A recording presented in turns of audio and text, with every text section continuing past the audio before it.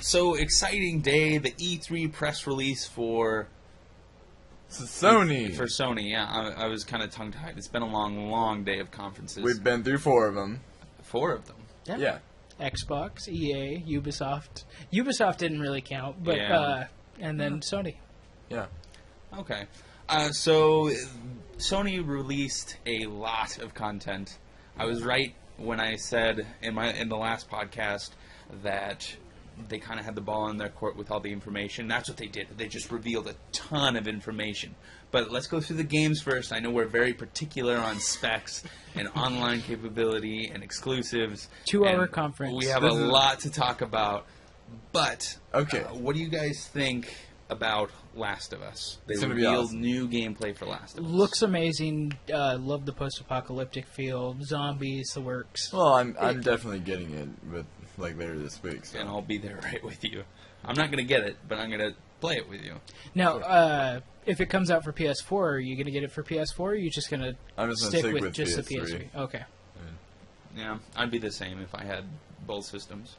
I would get I would buy it once, and that'd be it. I don't really care for pretty graphics. Unless it came out with like a whole new set of stories, I wouldn't put too much into it. And of course, only if it's $60. I'm not spending more than $60 on a game, which we talked about earlier. Right. So is this a game you guys are going to be picking up when it comes out, like opening night? If I had a PS3, I'd definitely be picking it up. Yeah, I have a PS3, so I'm definitely picking it up. Yeah, I'm not picking it up. Well, you don't. Oh, you're not? I have a PS3. Oh, you do? Yeah. No. I'm not going to pick it up, though. But that's more of a financial reason. I just don't want to put so much money into it. Okay, the next game is Puppeteer. Now, this reminded me of Book of Spells for the Move when it first came out. It was revealed in E3 last year, which was horrible. It was a horrible game.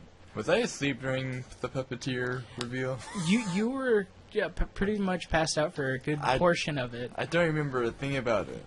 It was funny because Len was like, I'll wake up when new games come on, and literally when right after Puppeteer, went off, he sprang awake. I was like, ugh. It was really cool. It was really cool. So, just to clarify, we don't really care about Puppeteer. No. Nah. Yeah. How about Rain? Now what's that one? I don't remember Rain. A lot of, sadly to say, a lot of the games that they opened with were very forgettable. Yeah. I would say so, too. Yeah. It seems, it's like they're giving you the bad before the good, almost. Yeah. And when it got to good, it got very good. Yeah. Yes, it did. Very, very good. Speaking of very good, Beyond Two Souls. Oh, my gosh. Yes. I don't know. The more they showed of it, I like the original trailer for it. The more they've showed of it this time around, it confused me a little bit. Like, she's in the army now. It looks like she's like a spec ops chick. I don't know. I totally wasn't expecting that aspect of it. I just thought she was a loner that she, had been trained kind of thing. It feels like it's going to be going through, a whole bunch of her life. And she'll probably have, a crazy life. But... who knows? What I'm really excited about, especially with the reveal that they did with not Beyond, but Beyond, right? Yeah. Beyond, sorry. My big excitement for it is it seems like a long game. Because when they first released it, the first trailer, she was kind of being interrogated by a cop that looked like Louis C.K. Yeah, that's what I always thought, but she had these weird psychological powers, and she kind of controlled, this time-space continuum looking thing. It was really, really cool. So I was thinking, it's kind of like a Heavy Rain-ish, really intense, dramatic game. And then the next release for it, trailer release, was just kind of her controlling a few things and being kind of like the teenager without a cause, and I'm a rebel kind of person.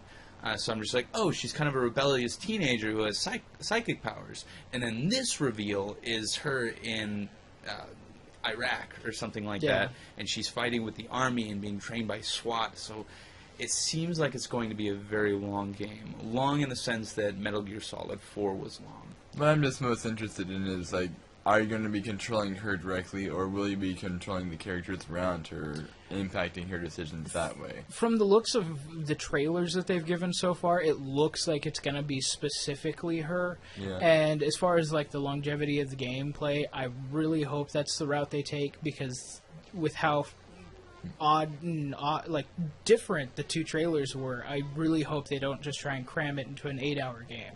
Yeah. That would be difficult. Yeah. Yeah. I'm super excited. My negative thoughts toward it is that they're going to pack too much into a short period of time, as Right. you said. It's going to be her growing up as a child with psychic powers, and then her getting amnesia somewhere, and then joining, like, being adopted by the military or something like that, and then being trained in the military, and then finding her roots, and then realizing she has this weird mental disorder and ends up in a hospital bed at the end of the game. I can see that being a twist. Yeah. With that, I wouldn't like. It's very predictable, obviously. It's like, it's been done before. You're trying to wow your audience when you've used that so many times. That's what I think, negatively. I really don't see that at all. I don't know. I just really like it. We don't really know that much about the game to start out with. So. Well, I just think every developer has that potential to take a great idea and then drive it into the ground. We've seen it before with different games, and there's always that in the back of your head at this point in time. I'm optimistic though.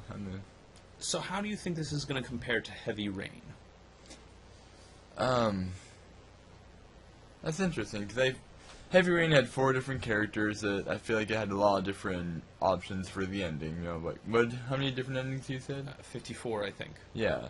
This one, I'm not really sure. Like, how many different decisions do you think there'll be throughout the game?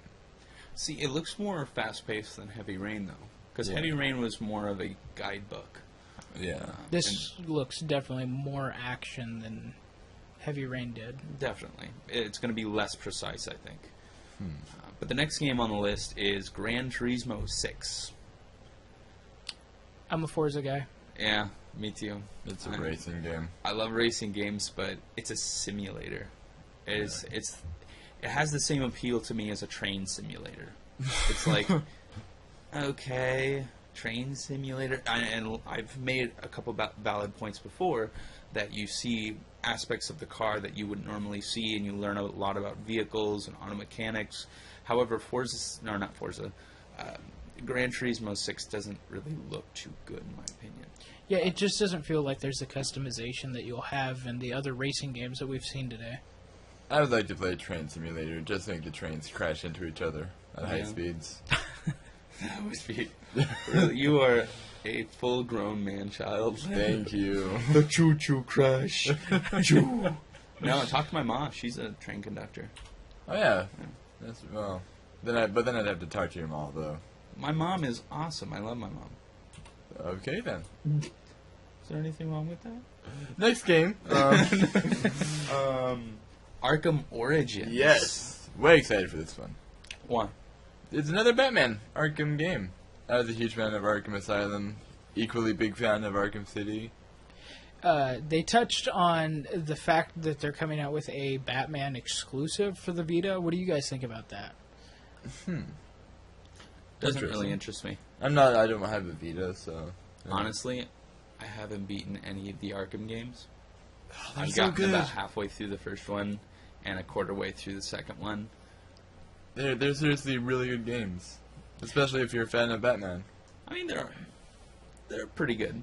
See, I had too many people that played ahead in Arkham City way past me, and I just couldn't get into it at that point. A lot of the story had been ruined for me, and I don't know, I just couldn't get into it. It felt at times like there was too much extra side missions you could be doing at the same time. You mean like the collectibles, or Not the collectibles. I mean, there's one part where I had to help Bane with finding the toxic. You mean in Arkham City then? Yeah, that's what I meant. Okay. Was like the toxic barrels, and then helping save certain peoples with like the phones and stuff like that. It felt like it was trying to pull you in too many directions, trying to showcase a lot of villains.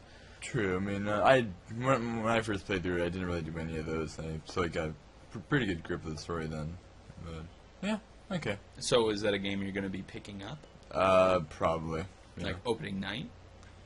Not sure about opening night, but I'll most likely be picking it up, though. Yeah, definitely Arkham Origins will be one of the top games for the year for me. Yeah. Okay. Now, the next on the list is fairly interesting. I thought it was Wolfenstein at first. The Order. That's the one with the carriage, right? Yeah, where they had the carriage and the guy had the weird electricity gun. Old-fashioned guns. And the werewolves, or what look like werewolves anyways. I think it looks pretty interesting. It's it feels like it's a new game to a genre that hasn't had anything decent put out. Yeah. Now, I was expecting it to be a vampire game. Yeah. I think it could have been that. And I've been wanting to see a vampire game for the last couple years. Because before we've just had, like, what, Castlevania, basically. I would love to see Sony re-up either Vampire Reign or Soul Reaver. Yeah, Soul Reaver would be great. Or an HD collection of Soul Reaver. That'd be cool. Definitely. I got super excited when they did the HD version of Zone of the Enders for the PS3. Like, I was just, I think that's the first game I actually beat for the PS2. Zone of the Enders 2. Yeah. The next on the list is a classic first-person shooter, Killzone. They're really that big on Killzone. They're not bad games, but, yeah. I think I'll look into it. As far as first day buy, I don't think so. Yeah. I think the dialogue is very cheesy in Killzone. Which is hilarious because you're a big fan of Metal Gear Solid. I am. But see, it's deliberately cheesy. Like, Okay. Killzone's accidentally cheesy. Like, I remember I bought it opening night, and we were playing it together, and they get to the side of this cliff on this Humvee, and the guy's like, yeah, hell yeah. And they just kind of fell off of the side of the cliff. But it does get bonus points for having Malcolm McDowell in there. Yes, absolutely. How cool is that? But I've always liked Killzone. Or, well, no, that's a lie. I didn't like Killzone 1. Okay. I never played it. I love Killzone 2. I didn't really like the control scheme all that much. Yeah. Because I'd played too much Modern Warfare at the time. So it was hard to go back from Call of Duty to Killzone. Yeah.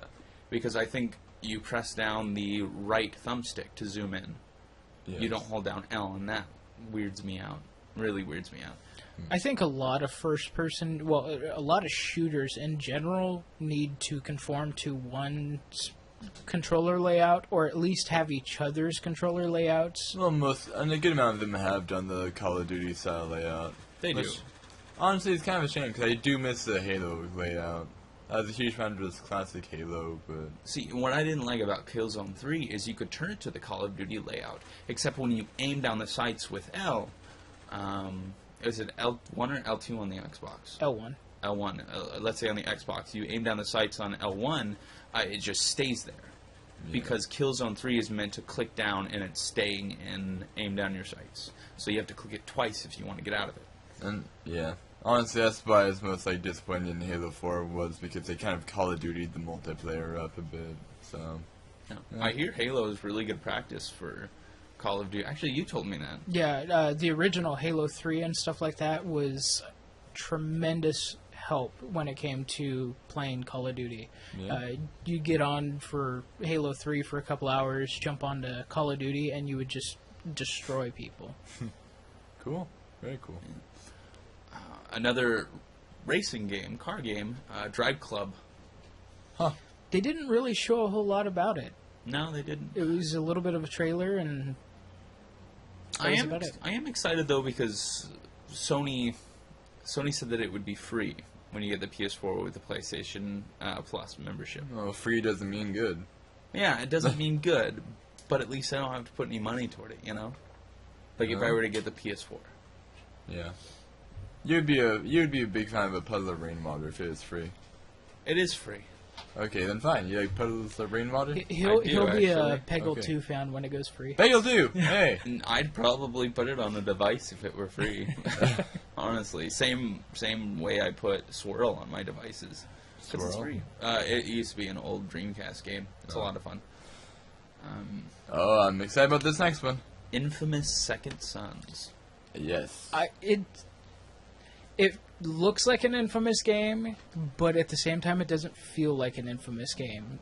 Story, it looks a lot different, which I don't mind. I'm just saying they very well could have taken it to a new IP, especially with there being new powers. Like, it doesn't look like he has electricity. It looks like he's fire now, and I don't know. There was quite a bit of changes, and it just felt like they could have changed it from an Infamous game into something else. I'm liking the changes that they made. The feel for the original Infamouses was just straight up comic book style with the cutscenes, and this one seems to be going for more of a kind of a humane touch to the cutscenes, which I really appreciate. To set a scope for the Infamous games, the first Infamous game was almost noirish.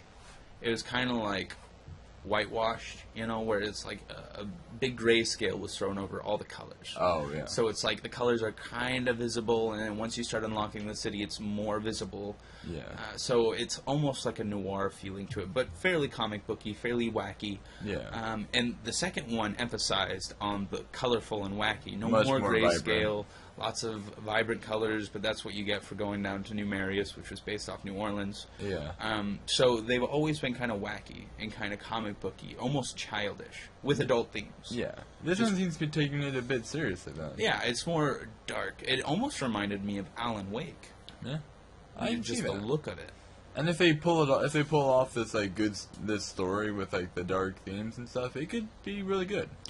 I really just hope that you'll be able to choose good or evil still, because that's something that they haven't shown. Yeah. Is decisions. How deep into the... It looks like you're just kind of a rebel child.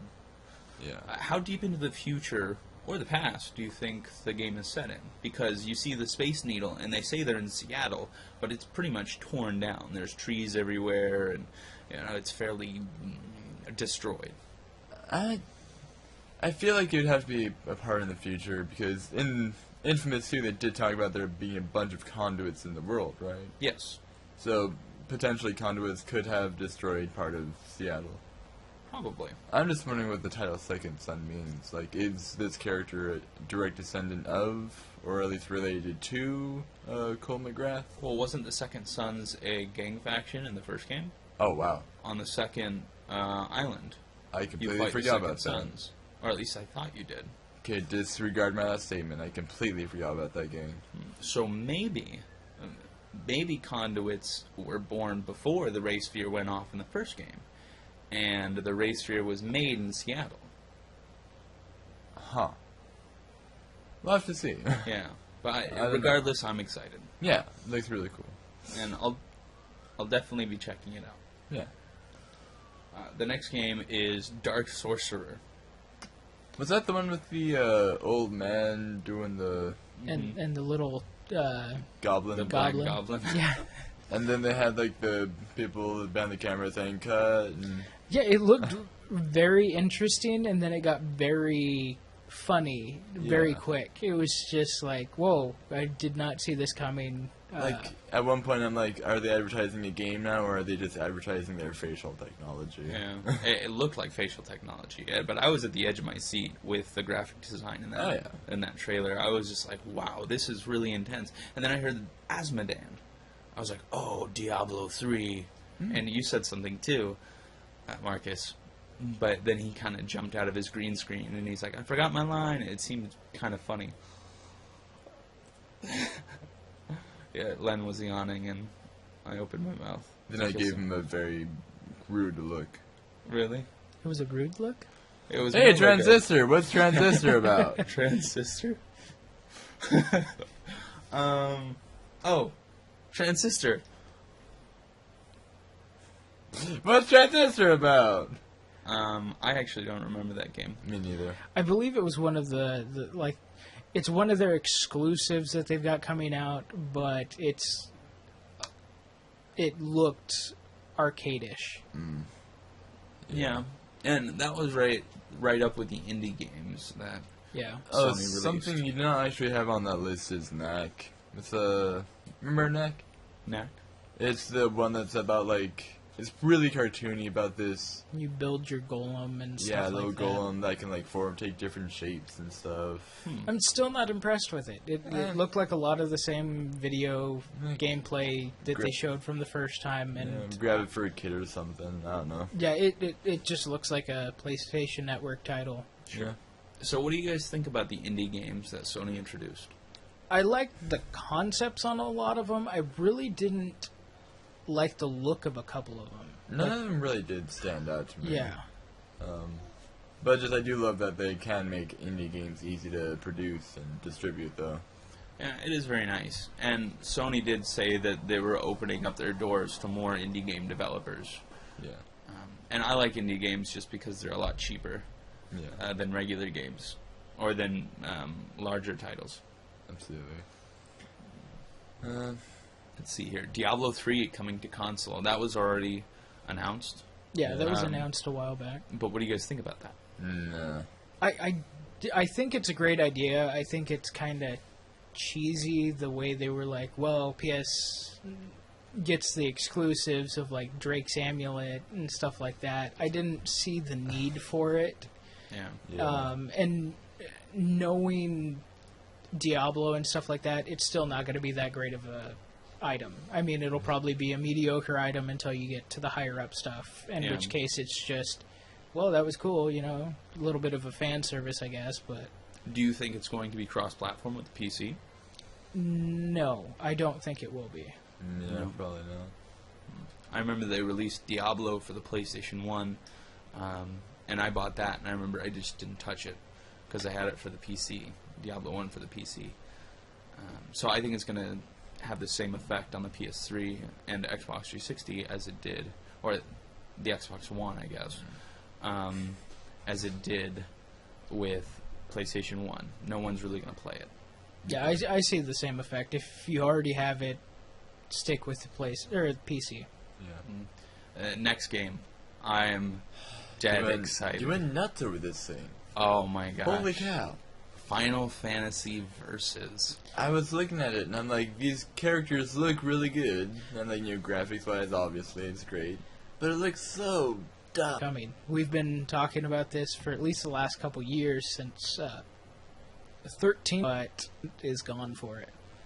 Really? Yeah. Why? Just due to the fact that it took so long to get it out, and it doesn't look like the same. From what a lot of multiplayer and stuff like that, it looks like there's none of that in it whatsoever. It looks like it's strictly single player now. And that was one thing I was kind of excited for, is having a group of Final Fantasy characters as with friends. I don't really like the idea of online Final Fantasy, mainly because of Final Fantasy 11. Any Final Fantasy online game has just been a flop. So I'm glad that they're not really introducing an online effect onto Final Fantasy Versus. Regardless, though, I will be playing this game one way or the other. I am so excited for this game. You and your Japanese games. Yeah, I don't think they should have opened up Versus mass multiplayer, but I'm talking more co-op. That's what I was looking forward to. That makes sense. That would be kind of cool. But I would more like it local play. Like split screen almost. Agreed. But at the same time, it would kind of suck away from the RPG experience, wouldn't it? Depending on who you're playing with. A lot of people you can play with and you won't focus on the story, but there's some people just as devoted to making sure you get the story that they'll make sure it's focused. It's like playing a bad session of D&D or something. Yeah. Next game on the list is Kingdom Hearts 3, another kind of JRPG. No, was it Kingdom Hearts 3 or was it like a Kingdom Hearts HD? No, it was a Kingdom Hearts 3. I thought it was the HD collection. Okay. I'm excited because it's continuing Kingdom Hearts. I don't like that they don't look like they've updated the graphics at all on it. I saw that. I've never played a Kingdom Hearts game, never really was that tempted, so... It kind of makes... It's a cute game, in my opinion. It kind of makes my heart flutter a bit. It's like, ooh, Kingdom Hearts 3. It's like a It's a puppy. It's like a puppy. That's a great way to put it. I'm serious. It's like, oh, it's the puppy. It's here. Oh, this is so cute. It kicks off a lot of the older feelings, like, of remembering when you're a kid, like all the old Disney characters and stuff like that. That's what pulls me towards it. And then the fact that it's more of an action-type game. That, and they've actually got some pretty good stories through most of the games, so... Very cool. But moving from RPGs, we go to big MMORPG, Elder Scrolls Online.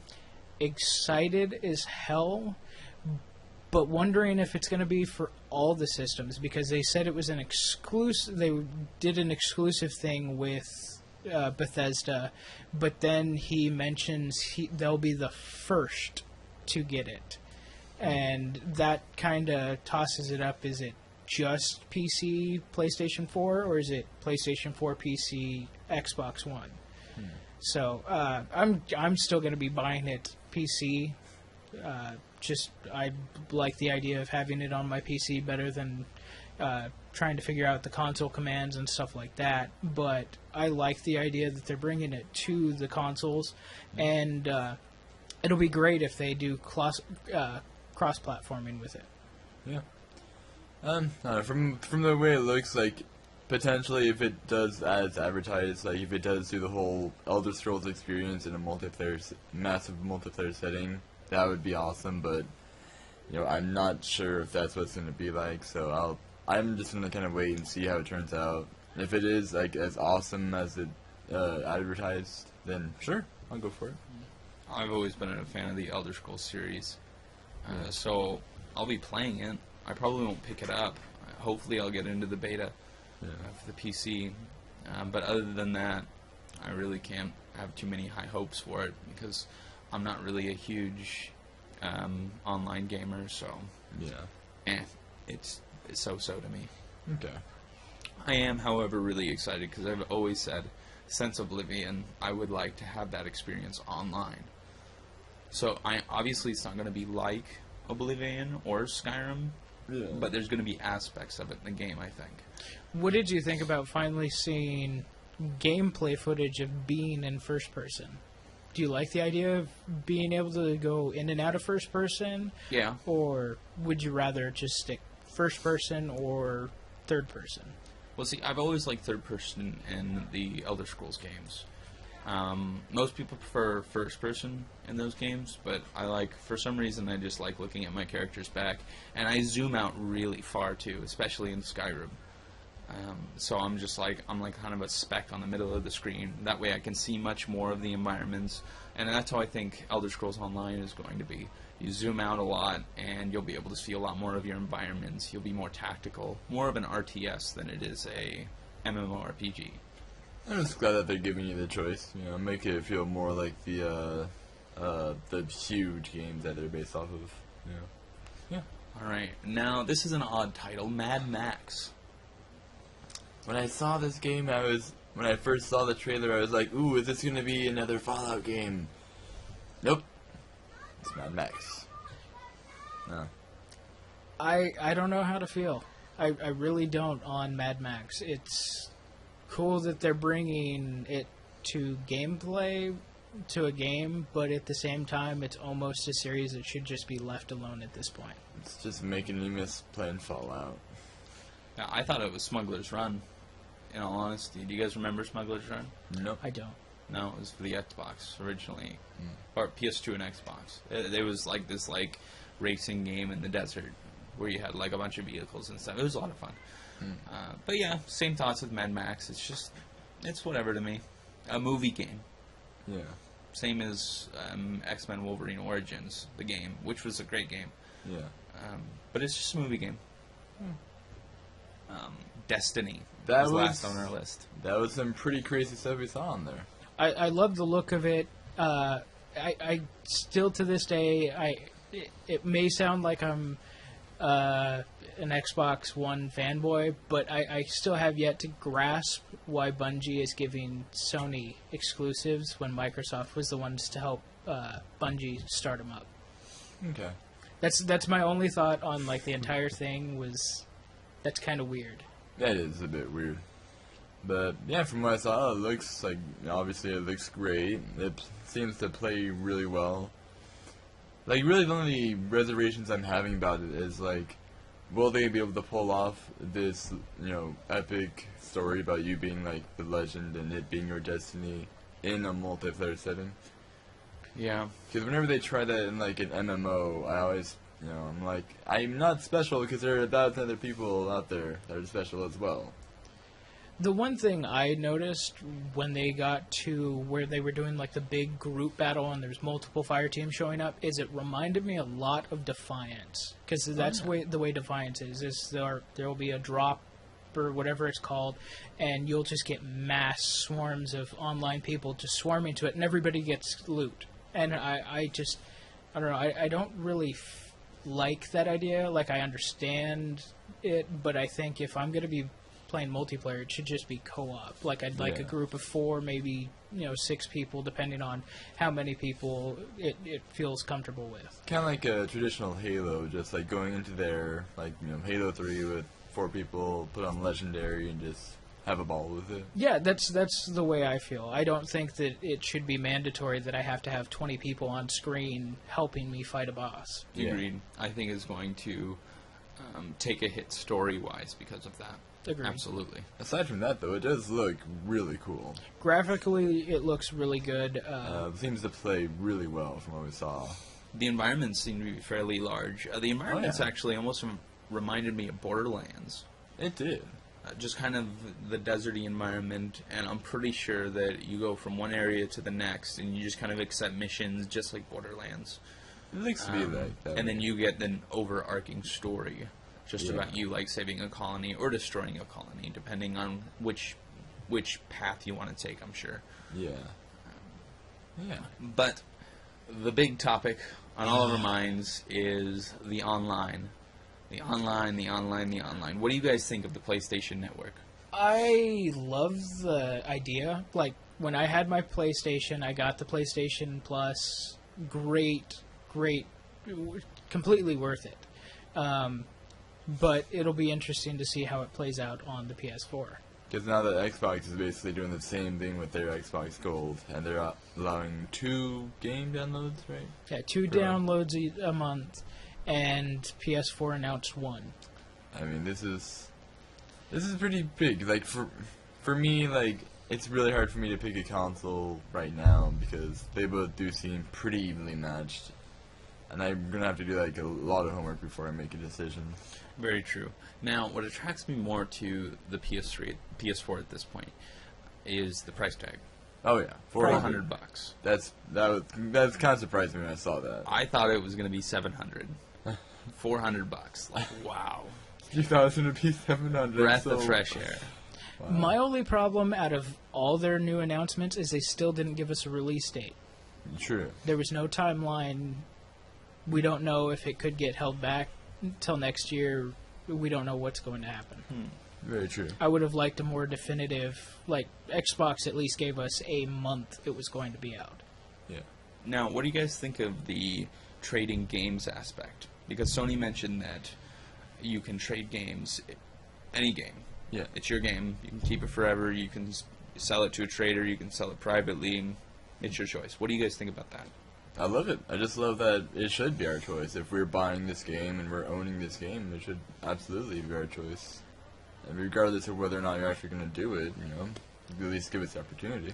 I understand both aspects of their arguments with it. Microsoft having had the JTAG problems, all the modifications. Yes, Sony had modifications, but Microsoft took the brunt of that as far as the system modifications. So I can see where Microsoft's coming from, and I can also see where Sony's coming from. Yeah. Even when it comes to, like, I have to sign in online every 24 hours with my Xbox where it gets locked out. Kind of understand it. I don't like the idea, but it's not an issue. I have internet that runs perfectly fine. I could care less. I think it's a good idea that Sony went with it. I mean, Sony's going to knock quite a few people off of Xbox and onto the PS4 bandwagon because of that. But Does it necessarily force me one way or the other? No. Yeah. Makes sense. So, with all of the features that you've seen of Xbox One and PS4, which one would you want to buy now? Marcus? Xbox One, due to exclusives on launch day. Garrett? Right, I'm going to watch the rest of E3 because I can't make a final decision. But You're like the one that asked the question. I know, but if I had to make a final decision, it would be the PS4. I honestly am like absolutely 50-50 split. It's too hard for me to make a decision. Right now, looking on GameStop's website, PS4 has 0 exclusives launch day. 0. Okay. Now, when are they launching? When are they? They don't have a release date. Well, maybe that's why then. I see that games look to be $60. Yes, games That's are $60. Awesome. I am so glad they're not going up 200. So good. Wow. What did you guys not like about this release? The press release? My only problems were pretty much seeing that the system was lagging. It was. Like, I noticed that there was a lot of issues with gameplay come Assassin's Creed, Black Flag, and then later there was a little bit of a slowdown. I don't know if it was intentional, but it didn't look intentional with Destiny. Yeah. Yeah. That's like right now. That's another one of the things I'm factoring into my decision because I'm so glad it was not $700. If it was $700 and there was like the tiniest bit of lag, I'd be like, no way. Yeah. After seeing the way the systems launched last year, or the last time around, with Xbox having such a huge problem with like red ringing and stuff like that, seeing those glitches makes me uneasy. I'll still pick one up come launch day, depending on how close it is to Xbox One's launch. But I don't know, that made me a little uneasy seeing that right off the bat. Yeah. Yeah. I was pretty unimpressed with Black Flag. They just kind of shut down the rest of the gameplay. And I'm sure there was a lot of gameplay to go. Yeah. Which is too bad, because I wanted to see more of gameplay. One thing that we didn't talk about, though, was the new Watch Dogs gameplay. Watch Dogs gameplay looked awesome. It did. It did. It was nothing. There was nothing I didn't expect. Well, it seems like they're kind of showing more of the same, but just like more of how we can do even crazier stuff with just your smartphone, which I really absolutely love. That is true. And you're just pulling off like all this information and be able to control all these different things just with your smartphone. It's I absolutely love that idea. I don't know how I feel about that, because it seems like the best gaming experience for a lot of games that are coming out, you need a tablet or a smartphone or somebody on the wings with a tablet or a smartphone. Yeah, the smart glass thing. Correction on PS4 stuff, they are just getting their games up. They have Killzone 4 and Infamous as their only exclusives at this point. Okay. That makes sense. And they have a Killzone 4 bundle for the system. So out of everything you've seen, all three, all four press releases we saw today, what are your top 2 games out of all of today? Wow. That's a big decision. Absolutely it is. Oh, jeez. I want to put Watch Dogs on that list. I really do. And also... what was that one that we saw during Ubisoft? The one at the end? Mirror's Edge 2? No, the well, it's so tempting to put that on there, but I'm thinking like, no, was it the Divisions? Yeah, Division. That one did look really, really good as well. I'm thinking right now Watch Dog and the Division. Yeah. I'm going to have to go Destiny, because as much as I'm not too sure about the story still, I'm still a huge online shooter fan. Of course. And so that's going to be one, and then my next one would have to be Peggle 2. No. That is the butt of the jokes all day today. Absolutely. I'm going to have to say Star Wars Battlefront, actually. Yeah. That looks super impressive. I can't wait to see more from it. Like, I was gonna pick that, but it's just so far all we have seen is that, like, the couple seconds of trailer. I think what gets me to say that is because DICE is the one controlling Star Wars right now. And I think it's just because seeing what they've done to Battlefield 4, Battlefield 3 last time around, just seeing their engine run, it's my imagination running wild with how amazing Star Wars Battlefront could be. True. I would have to say, top to bottom, best to worst, because they're both great titles, or probably will be great titles. The Last of Us being number one. I'm so excited for that game, which is coming out this Friday. Okay, because I thought you were talking about, like, next generation titles. It could be anything listed today. And Final Fantasy Versus. Alright. Absolutely. The reason I didn't include The Last of Us is because I'm already getting it later this week. So. Yeah, that makes sense. But I'm just dying excited for those games, especially Final Fantasy Versus. I've been waiting a long, long time. The thing I didn't like most about all of today was The Last Guardian wasn't even talked about. And what's that supposed to be about? It's made by Team Ico. Oh, the guys who did Shadow of the Colossus and A Boy and His Ico, Giant Monster, or Eco, however you want to say it. It's kind of like a cat bird. It looks like a cat bird. A Boy and His Giant Monster.